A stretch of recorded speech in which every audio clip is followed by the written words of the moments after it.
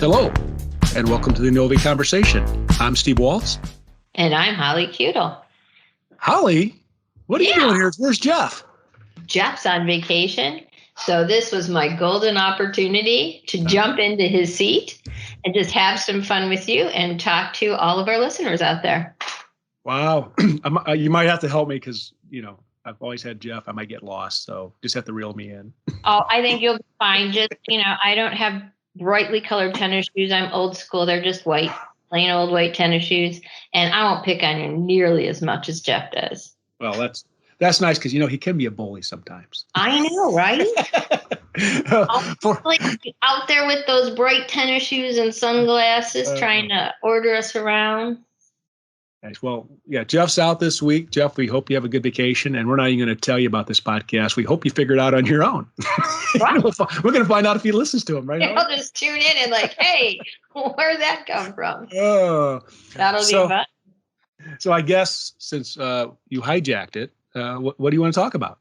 I hijacked it and I thought, man, you know what? Steve's always talking to our ISVs, our Microsoft folks, people on our team, and about what their passion is and what their thoughts are and their fit in the company. And none of us ever get a chance really to talk to you about where you fit in the company, what your passions are and stuff. And, I met you through the NAVA community, goodness gracious, many years ago. And you kind of become a brother to me and, now a coworker. And just your passion is very similar to mine about people and customers and making sure people are successful in the business world and even in their personal lives. You do cross that line sometimes and step into their personal space and care about them. And so I just thought it'd be great to have that kind of a conversation, talk about the things that we love and where you're at. All right. Jeff would enjoy that because, I tend to like to talk about myself or talk from what I heard from others. Well, first off, when it comes to passion, I can tell you this in the whole company, there's no one more passionate about NAV and Business Central than Donovan. So we all fight for second place, right? Right. But it's all about passion of what we do. And so, I think, how been at Innovi now for 5 years and, been fortunate. I was, with a Fortune 50 company, I retired there 6 years ago before I came over to Innovia. And the experiences that gave me were wonderful. It gave me a chance to, to really not just see the sales side of it, but the marketing operations, getting all these teams to function on it. So, but I think what I'm passionate about the most is this really, helping people understand the word why, right? Because we live in this pool of fear. I think everybody is happy with the status quo. Right. We're kind of talking earlier. Here's a line in the sand. Hey, Holly, cross that line. I don't know. It's pretty comfortable over here. Right. I don't know what's on the other side of the sand. And, it's just something that's always intrigued me. Even when I was in college, I had, a psychology, interpersonal relations minor and just the thought of human behavior.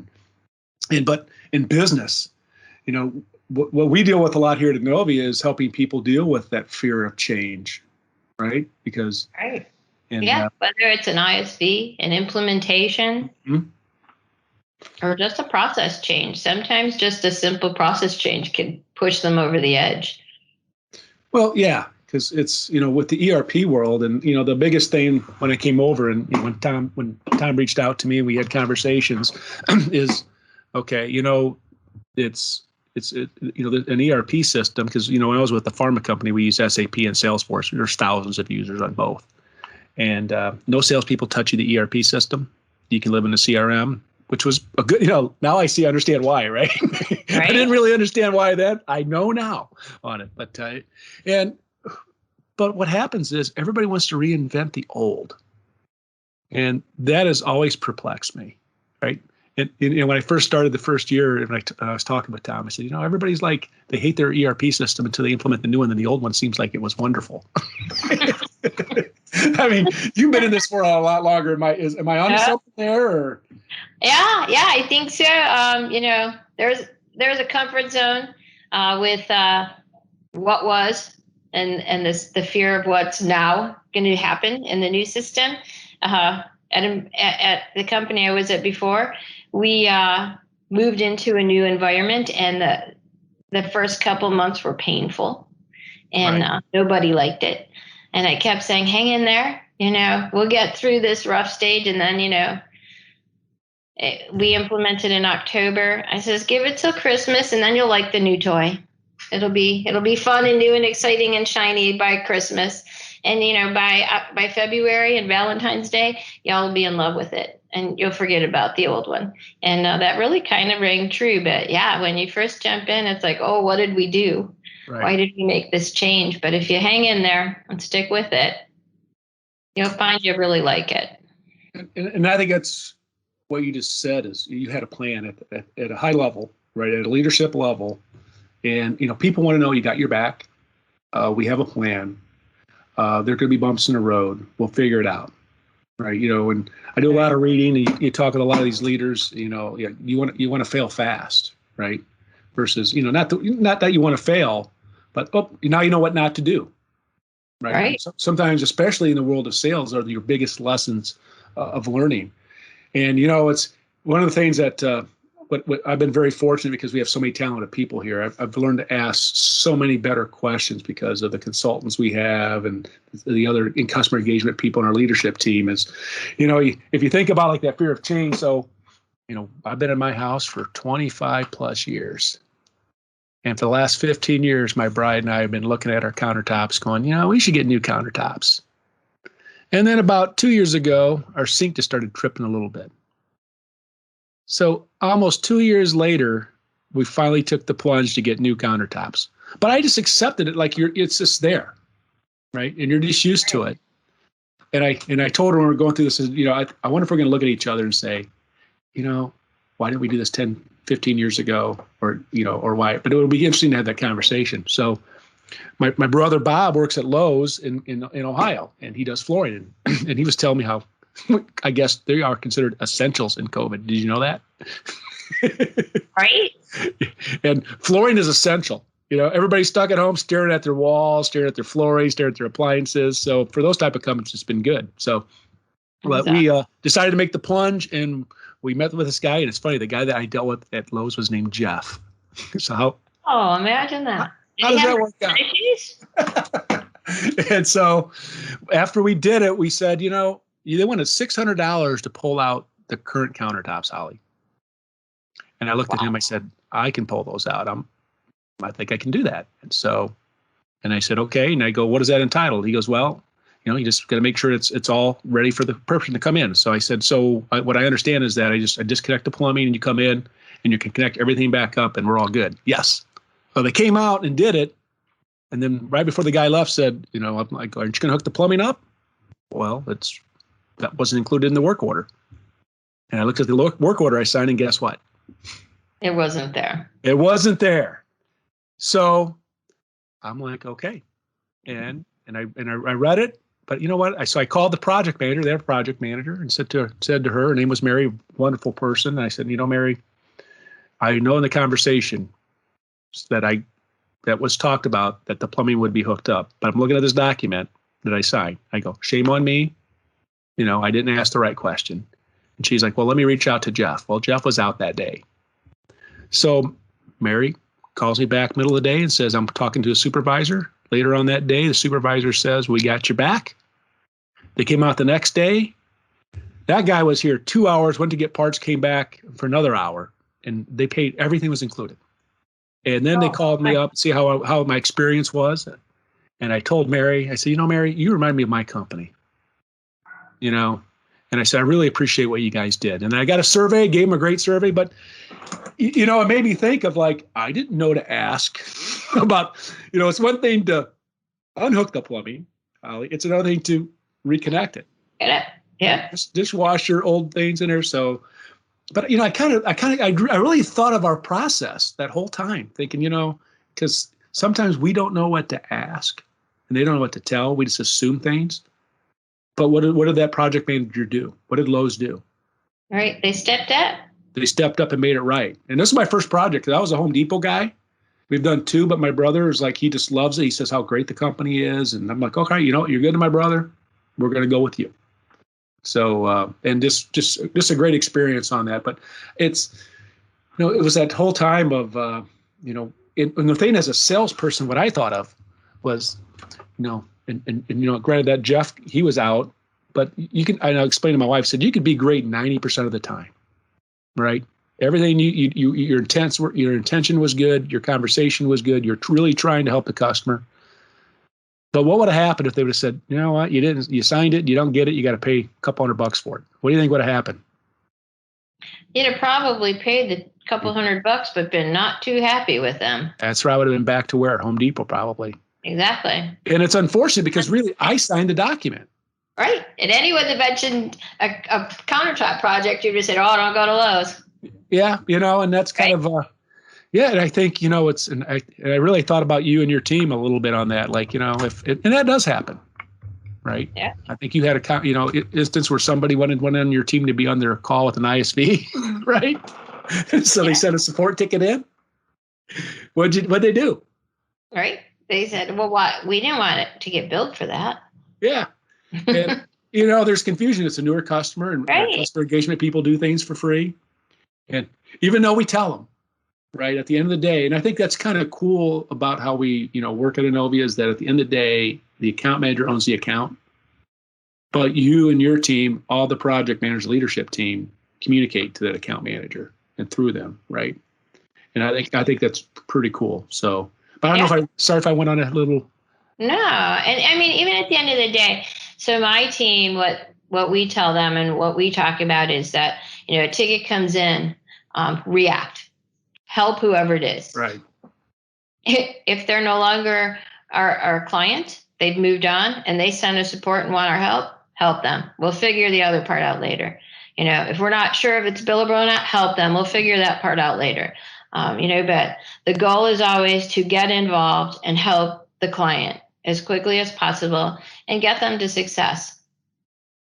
The billing part of it, the other side of it, whether we're their partner or just a consultant to them, or maybe it's the first time we've met them, we'll deal with that later if we need to. But the main goal is to help them, get them successful. And I've seen it across the board. We've had where someone came in and they just were desperate, needed help, really had severed relationships with the previous partner, which wasn't even really a partner. It was someone who just basically sold them the system and really didn't know a lot about it. But, they came along and they needed help and we jumped in and helped. Tom was out for a couple of weeks and it was a couple of weeks later that we sorted out the paperwork and everything else. But they had had their calls and been up and successful for a couple of weeks prior. So they do, as a company as a whole, whether it's support or project team, I think they pride themselves on that. We'll jump in and help you and we'll take care of it, and again, we always say, if you get a bill you don't understand or aren't happy with, reach out. And between the account managers and the project leaders and myself, we are glad to walk through that and do credits where it's appropriate. And I think we're, having that MidWestern value that we understand at the end of the day, it is about being fair, right? And, there's assumption on both sides that we're going to be fair and treat each other with respect and equally. And I think we're very fortunate. We have so many great customers. Oh my gosh, you kind of asked me, well, what do I do? And, I haven't really figured it out yet, but when I do, I'll give you the definite answer. But I can tell you kind of some of the things I do, which, I always tell people, I have the greatest job in the company.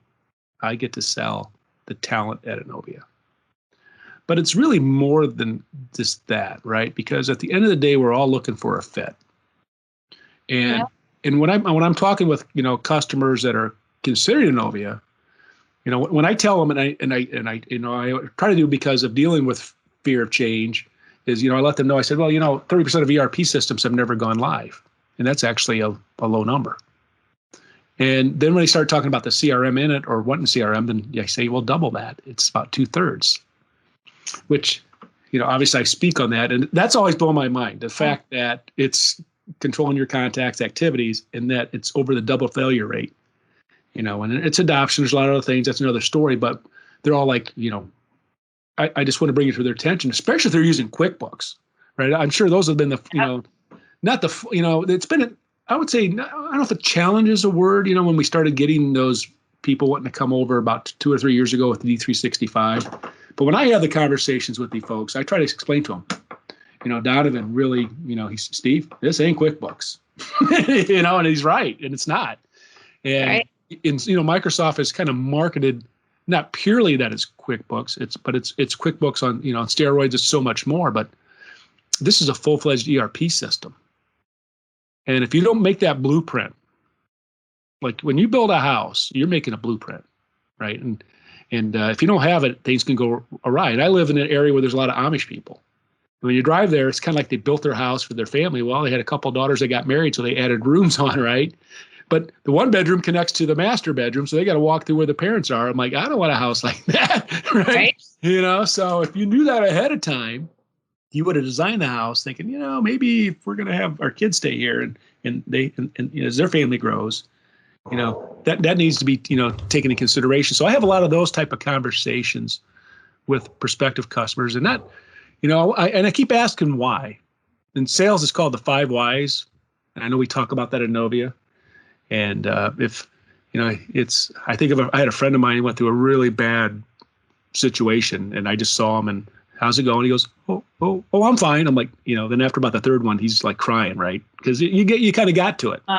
We're kind of programmed. And so we try to get to that where, okay, you're in pain. There's a reason. Let's talk about that. Okay. It's, why did you choose NAV to begin with? I love asking that question, right? But what happens most of the time? That was 20 years ago, and I wasn't here. Right. I did. So yeah, and the ones where I think my lack of really the in-depth part of the system is when somebody's maybe started their system 20 years ago and they went through 3 upgrades and they moved everything forward, heavy modified, and then they come in and now want to do it again, and you're like, why? Well, I just want an upgrade. Why? That's what I've done in the past. Why? Right? And because now with the new BC and the new code that's really not the best path, is it? Right. Well, BC SaaS, it upgrades on its own behind the scenes, pretty regular. There's hot fixes all the time that happen, and so we are seeing in the beginning it was rough. Those upgrades would crash and burn, but they really have honed that, and they go pretty seamlessly. And we watch them. We get a notification, so we know whose environments are updating, and can see if there's anything that falls off. And really, they've been seamless. Even the last big major update went really well. And then in the future, in the new versions, that whole idea of large upgrade is going to be a thing of the past. It really doesn't happen. It's every once in a while there's an extension that needs to get tweaked based on some changes in the system, but not too often, not too much. So it looks nice.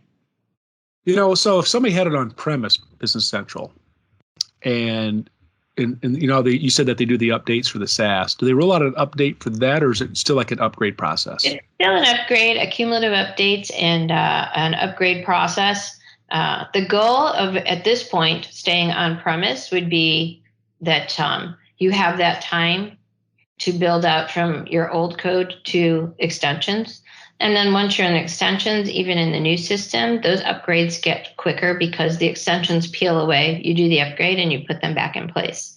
So again, the system is becoming more sophisticated and adapting to the technology and to that upgrade environment.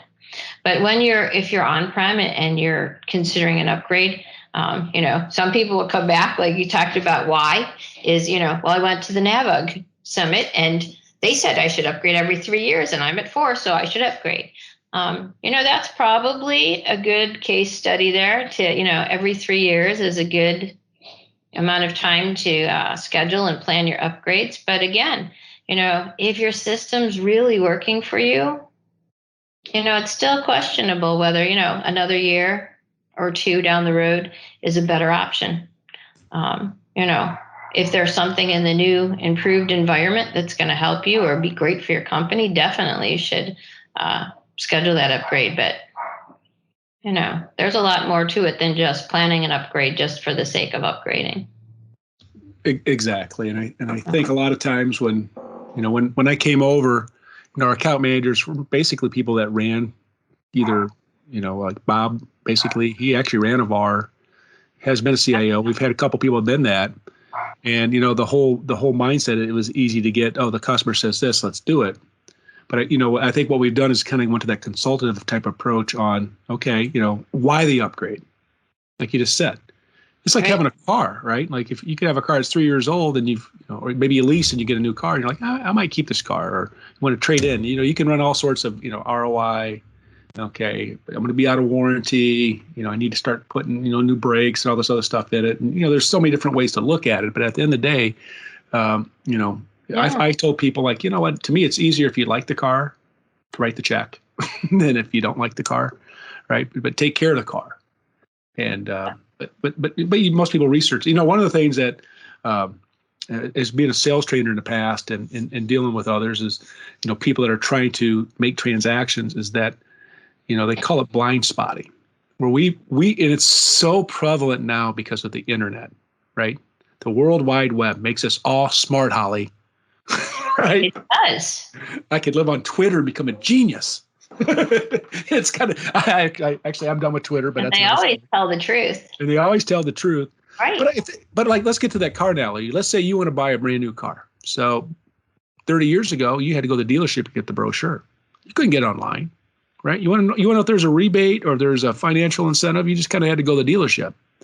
And well, now that's all online. So, but as you're researching it, you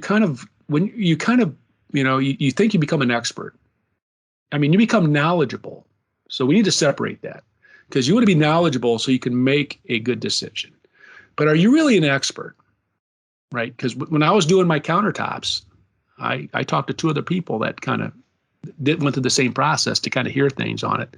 But I'd still missed the rehooking up the plumbing. But I think when people will come, they'll say, I want this, I want that, I want this. Well, that's great. You did some homework. Let's talk about that, because you're still, this is what we do for a living, right? This is what we do. And between the team that we have, don't you want our advice? Right? Yeah. Man, you did all your research, but we said that in blind spotting in sales. Like I remember if you did a couple things, like let's say you had a couple, let's say you're selling Mary Kay. And then your first 4 transactions, you get to the point where no, I'm not interested. No, I'm not interested. You just think that's the way it's supposed to be, right? Yeah. Well, everybody's different, right? And so maybe that 5th person, you kind of go in there like, yeah, I want that. Boom, you got it. But it's, every situation is different, but the goal should be similar, right? Because you call your team the success, right? Your success. What is it? What was the customer success? Because really, at the end of the day, what I try to do with our current customers and our account managers is all this data is out there, right? And so you obviously ERP system, you want to flow it. You want to make sure that, financials are working, when your inventory, your bill of materials, it all is working together. But really at the end of the day, what do you want to do as a company? Why are companies in business, Holly? They're in business to make money. To make money.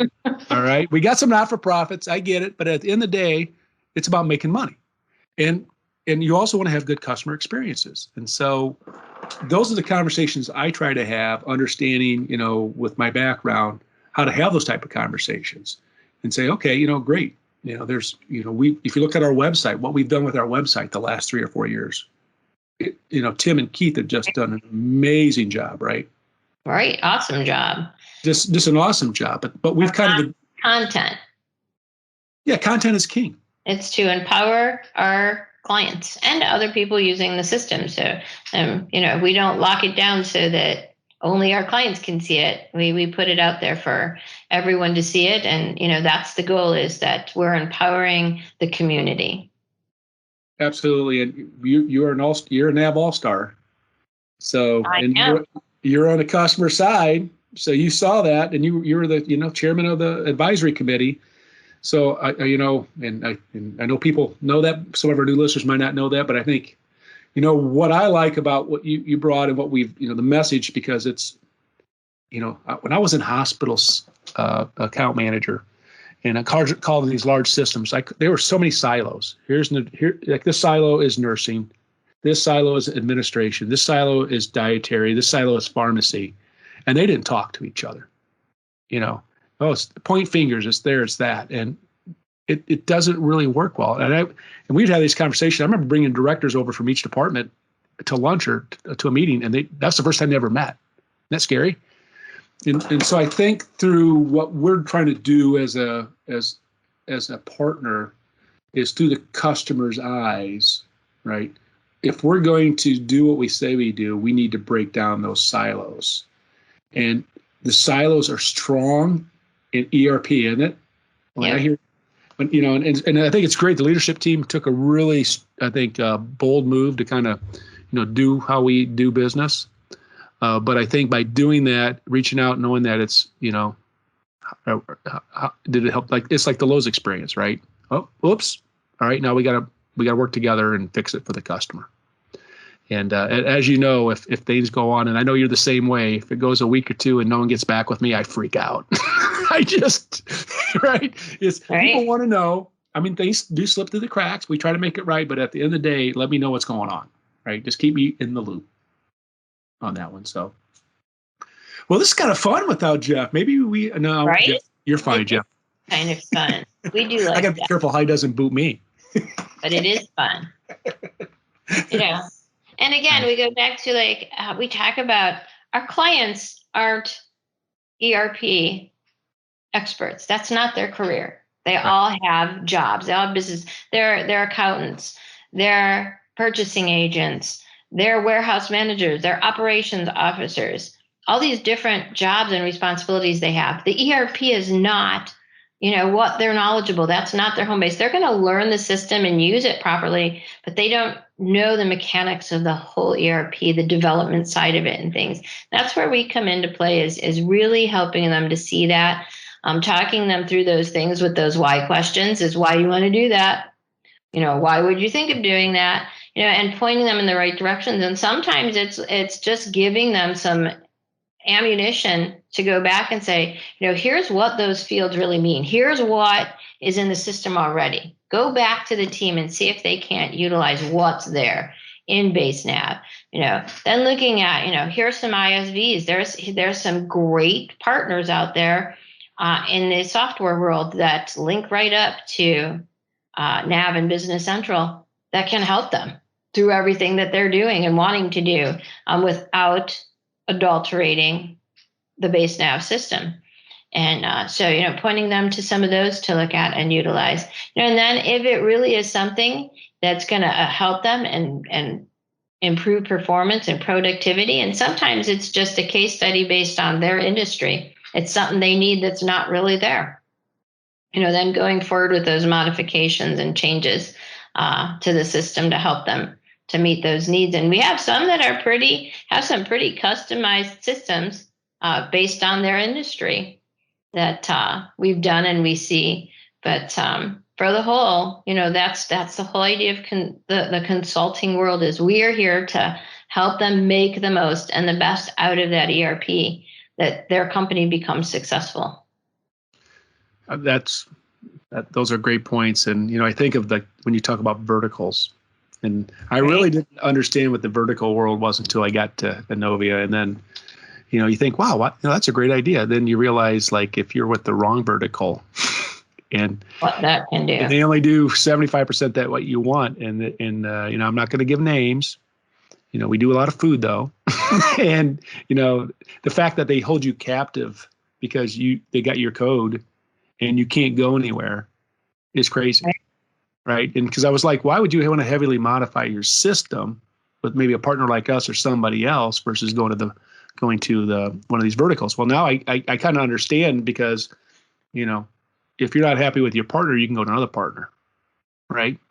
If you're not happy with a vertical, depending on what it is, you're stuck. Right. And your options are limited. And that could be another podcast on its own. But I think, what we try to do is have those conversations, and I had a conversation with Scott earlier with a somebody that was in a lot of pain, and we couldn't help them. And it felt really bad. We're like, this is where you're at. We can't help you. And these are conversations you have to have. Not uncommon where they get hung up in some of that stuff. And, we really try hard to make sure that we vet that stuff out with them and give them the knowledge and things that we know. Even with ISVs, there's ISVs that we lean towards or we point them towards when they're looking in different areas. That comes with experience. That comes with our understanding those ISVs and knowing, there are some out there that are difficult to work with. There's some out there we know aren't going to answer. They aren't going to help the client, and they aren't going to help us if they run into trouble. So some of those conversations also, come with a wealth of experience and understanding of the community and what's out there and what those companies are going to work like. And, at Innovia, we align with the ISVs that really have the same customer success and care mentality that we do. They're out there to care for these clients. And that's absolutely important. Like, let's go back to Lowe's. Like, they had a contractor come out to do it, right? But in my mind, who did it? Lowe's, right? So I know when you asked me about when I talk with the ISVs, and it can get a little tricky now with BC. I mean, more are coming. And I know Jeff brought up on one of the podcasts too, is that, you might be at an advantage because you don't have this old code and all this clunky stuff that you're trying to reinvent. You can start new, but also I figure, what I found is that you don't also have the experience of being in that, arena on it. But it's, when I talk with them, I want to know, if they don't respond back to me, I got to wonder how they're going to respond to our customers. I do not want to wonder, right? And I think we kind of hold them because we know when we recommend an ISV add-on, it's an Innovia recommendation. And what we try to do, I think a very good job on, is we have multiple ones in the channel. Like, we have some that maybe they don't need a lot of transactions, right? Or they do a ton of transactions. Maybe it's EDI, or maybe it's warehousing, or maybe it's credit card processing. We tend to say, here's what they are. This is what they do. This is their cost. Let's talk about the ROI and let the customer make the decision, right? Right. And then try to help them quarterback connecting it. And what's crazy is that we don't even charge for that for the account management. That's another podcast, right? Those are little things that we do. But hey, Holly, some cool things that I'm trying to do, I work with the ISVs, but I'm playing with, Microsoft bought LinkedIn several years ago. And so we're all on LinkedIn. We're pretty heavy on LinkedIn. And I try to have those discussions with our customers, but I've been playing with Sales Navigator, which is pretty cool. What's that? And so Sales Navigator is an extension of LinkedIn, to where, like, I can create prospects lists. I can create industry lists. I can follow companies, and when people post things, subject matter experts, I can see that. You can really see, like, I can go in and this is what I think is great for an end user, is if they're doing their due diligence, looking, for an ISV or for whatever, they can go in there and search that, and it'll pull up all the contacts in that arena. So there's so much more ability to refine your search, but also get more data, and then it kind of speaks back to you and how you can reach out to people. So that alone, I'm still kind of like in the earlier stages of it, but it is really neat. And I remember my first NAVUG meeting in Reno, and this is when I realized my age. So there's this young girl in there, and she was asking for something. She goes, "Oh, I'd like to connect with you." And so I hand her my business card. She goes, "No, I'd like to connect with you. And I just sent you a LinkedIn request." And I looked at my phone, and there it was, right? And it was like, "Oh, okay." But she goes, "I don't know how old you are." She goes, "I don't do business cards. I do LinkedIn." And man, the sirens go off, right? And so kind of ever since then, I kind of really extended that. And now in the network, it went from hundreds to thousands. And it's just a great way to stay connected with people. But also when they search or when we share, and I try to explain it to companies, look, you got to be relevant, and and so forth. So those are other conversations I try to have with our customers. So yeah, good conversations. I like it. So continuous learning. You're learning something new out on LinkedIn. yeah, it's a zero-sum game. When I do sales presentations, I love doing them. Actually, Navog has had me do some for all the user groups, and I've done some on CRM, done some on sales. Actually, I'm doing one at Summit on sales. It's just something that I think when you talk about training, like do you like to read books? I love to read books. So I miss that gene. My brothers, my dad, even my mom read. Okay. I like to read in box scores. I want to read about my fantasy baseball or football team or something. So about 3 or 4 years ago, I really challenged myself. And now I would read sales books or articles, but now I'm doing at least 2 books a month. But it's being that student, what you just said. 90% of salespeople have never read a book on sales or been to a seminar. 90%. There's a bigger shortage of professional salespeople than there are developers in this country. There's over 40 to 50,000 development openings. There's over 250,000 professional sales jobs open, and only 50 colleges that teach it. But it's that being that student. I listen to other podcasts. I read other books, and then we talk internally, about things like that, of how we can grow. Yeah. And it's something I think that's not being lost, but it's, sales for some reason. When I think of I still think of this company out in DC. I went to a couple years ago. Owner of this company, $40 million a year company, Holly. He had all these salespeople, and he was talking about a CRM. He goes, I told them all they had to have $2 million in the pipeline. And I said, great, let me guess. They all had $2 million in the pipeline. He goes, yes. I said, because they wanted to keep their jobs, right? Yeah. I go, how much of that is real? What do you mean? How much of that's real? And he goes, all of it. And I said, well, let me see your CRM. And I'm looking through it. Fluff, everything. They keep putting things out a couple of months, Oh, yeah, I haven't heard from Joe, whatever. And I looked at him. I said, so I got a question for you. All right. So what do you want it for? Do you want it for monitoring your salespeople and tell them what to do, or do you want it to increase your sales? He goes, I want to watch what my salespeople do. I said, so if you had a salesperson that did 3 times more than the next guy and didn't use a CRM versus one that did, what would you do? He goes, well, I'd fire that guy. You'd fire the guy that sold 3 times as much as anybody else just because he didn't put the stuff in. And that's the stuff that kills me, right? Right? it's like, I get it, but there might be another way to help that guy get the stuff in, right? Maybe you hire somebody externally to do it for him or whatever, but let's get rid of your number one salesperson because you want to see the activity of the salespeople. Those are conversations I'd love to have. But a lot of it's just training and education on that. Yep, it is. Yeah, so. All across the board. Any more questions for me? I know I don't want to talk too much about myself. I'll get all shy here. Sure you do. Sure you do. So the community. Let's talk about the community. So, right. Again, a couple more minutes. We should probably wind up in a couple minutes. All right. We'll try to. Well, Jeff's not here. Yeah. So he really reels me in. So. Flip the whip at us. But the community, we go back, you went to Reno to Summit back in 2015 first. In the group, right out of the gate, you had to just be starting right about then. Oh, yeah, I was a few months into it.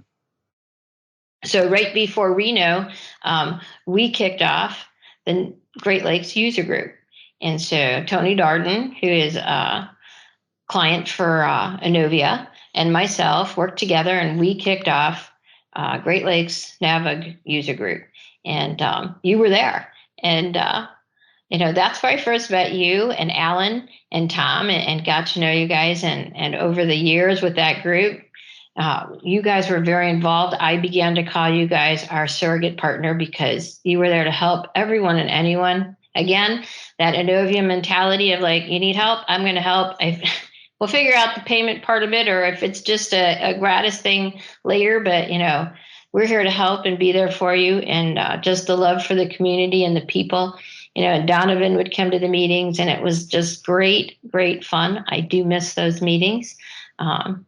the coronavirus has killed us on all of that good stuff, and being together. Can't wait till we get back to it. But, just recently the picture from that popped up because it was in August. It was this time of year that we had that first meeting of all of us. And I thought, when I look at the picture and I think about that day and back then, and that all those people in that picture, I think there were about 20 of us in the picture, didn't know any of them. And who knew that most of them would be friends and coworkers and clients and people that I'm close to now, 5 years later, and the connection to that. And a lot of that came because of people like you that are very involved and passionate about the user group and travel all over to be there and help and present and make sure that we have people there when our clients are there. So there's someone there for them to connect with, and how that fits in. And, talk about your experience with the user group and your passion for that and for being there for our clients. And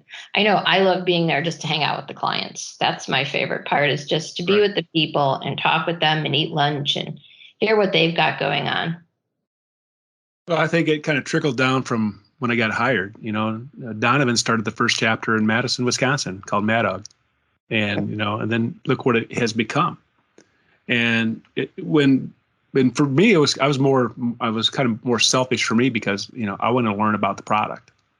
And Tom's like, you got to go to these user groups, and then so my mindset is, I remember going to the first group meeting, which I went was a Cleveland one. I didn't have a shirt at the time. At the time we were ABC Computers, and he throws me one of his old polo shirts. I'm like, okay, I'll wear this. Now I have all these Inovia shirts, but I just remember it was like, wow. First off, and the thing that I always try to keep in mind when I go to meetings, that it's somebody's first meeting probably. And I remember like being a little overwhelmed. I'm like, am I ever going to learn this? Because this is totally different than what I learned, that change thing. But I made up my mind. I'm like, I will learn it. I will figure it out. I will, and then as I kind of went to other meetings and we had other customers, we were very fortunate. We have other customers that are chapter leaders that wanted support. And so since I am not billable, besides being, I get to go a lot of these meetings, and I think just meeting people. And I remember, I can't remember if it was talking with you or you and Lori Kutil from Navog, and she said, like you 100%. I said, Lori, it's my background. I'm sales, marketing, value chain, value analysis. And she's like, well, you could present on that. And I was like, oh, I thought you had to present exactly on the software like these other people did.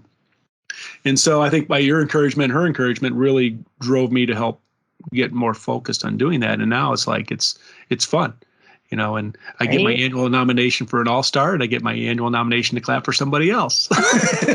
So it's all good though, right? Hey, let's hope this is the year. This is the year. You're listening, and it's before voting is over. Get out there and vote for Steve. Right. He doesn't want to be a bridesmaid again. Help. No. There's so many they pick 3, and the beauty is that there's everybody that's nominated. You look at that list, they're passionate too about it, and so forth. So I'm honored every year. The 3 years I've been nominated, I'm just honored to be listed with some of those people. So, but if you want to vote for me, I'll let you.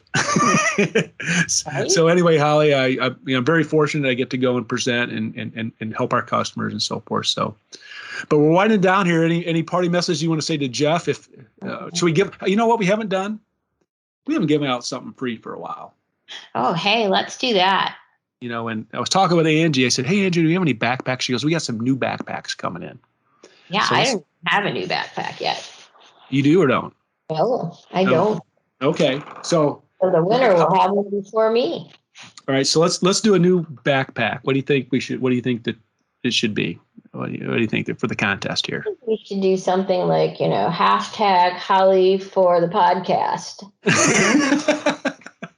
All right. How about this? The first person that sends an email to support@Inovia.com, it says hashtag Holly rocked the podcast. Perfect. What do you think? I like it. All right. Support@Inovia.com, hashtag Holly rocked the podcast. Well, cool. Well, sounds great, Holly. I appreciate you taking time on your busy day and hijacking this. You know how many people are going to listen to this podcast and send that to support@Inovia.com? And I have a brand new dispatcher. So he's going to love the opportunity to hone his craft. So should we exclude anybody that has the last name Kutil in this? And keep it to customers. No one named Kutil can apply. Nobody those the rules have been cleared, and right? Holly's mother can't either. That's right. And my wife is excluded, so because I know she's a listener. Sorry, Linda. Anyway, but hopefully we'll get that. We'll announce the winner whenever that happens. We're excited. Holly, thanks for hijacking this. It was fun. Jeff, miss you, buddy. Hope you had a great vacation. Hurry back, Jeff. And always, you can follow us on LinkedIn. We're on Twitter and also at Innovi.com, where we have a lot of wonderful things that we talked about here, a lot of free resources on there. And Holly, this podcast is over. It's done. Over. And out.